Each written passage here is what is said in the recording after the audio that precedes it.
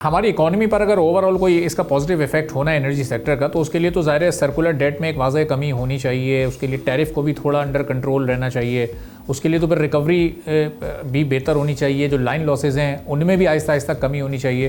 तो ये एक लॉन्ग टर्म प्रोसेस होगा या ओवरनाइट कोई इस तरह का काम हो सकता है कि ये एक इम्पैक्ट क्रिएट करे हमारे ओवरऑल इकोनॉमी पर?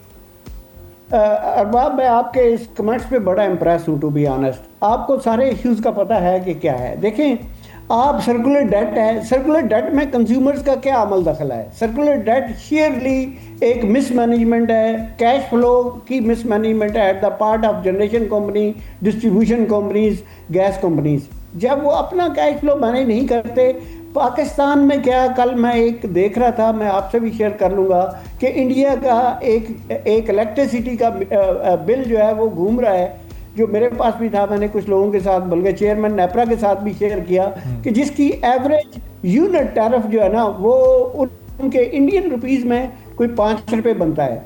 अगर उसको पाकिस्तान रुपीज़ में बड़ा एक खुले दिल से भी कन्वर्ट कर लें तो 12-13 रुपये बनता है, जबकि हमारे यहाँ अब बिजली की कीमत आपको पता है कि 60 रुपये के आगे पीछे उससे भी ज़्यादा एवरेज पड़ती है।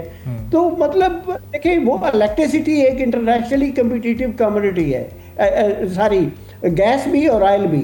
जब गैस ऑयल के बेसिस पे इलेक्ट्रिसिटी भी वही चीज़ है, ये इंटरनेशनली ट्रेडेड कमोडिटीज़ हैं। अगर आप इंटरनेशनल मार्केट प्लेस में इसको आप कहीं पे कोरिलेशन ही नहीं है पाकिस्तान की इलेक्ट्रिसिटी का टैरिफ का, गैस के टैरिफ का, तो कहाँ से जीडीपी हमारी बढ़ेगी?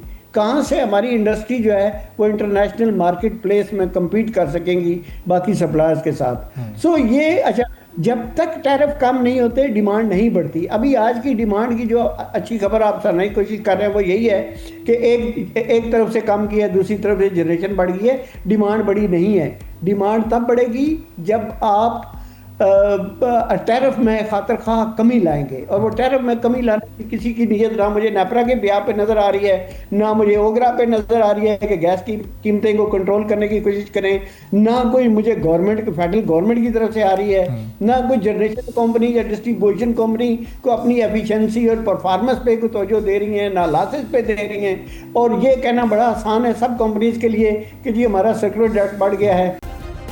सब्सक्राइब करें और बेल दबाएं ताकि कोई खबर रह न जाए।